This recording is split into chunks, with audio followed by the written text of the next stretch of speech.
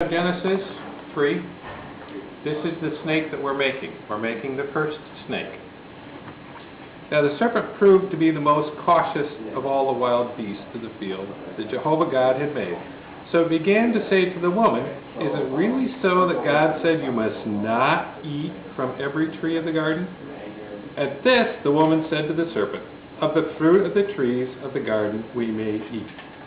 But as for eating of the fruit of the tree that is in the middle of the garden, God has said, you must not eat from it. No, you must not touch it, that you do not die."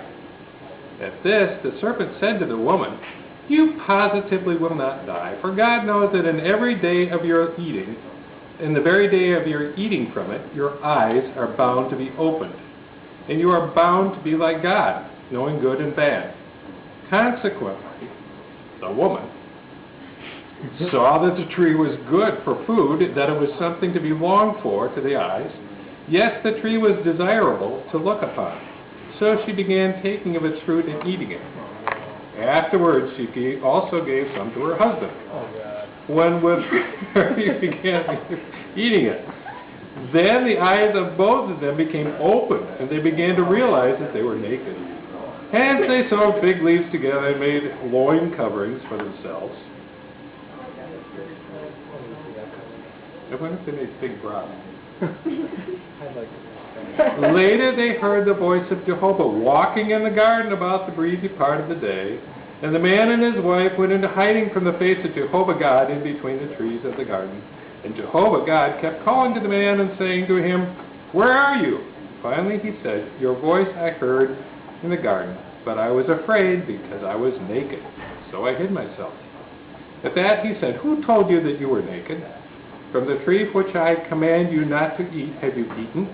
And the man went on to say, "The woman whom you gave to be with me, she gave me the fruit from the tree, so I ate it." With that Jehovah said to the woman, "What is this you have done?" To this woman replied the serpent, "It deceived me, and so I ate."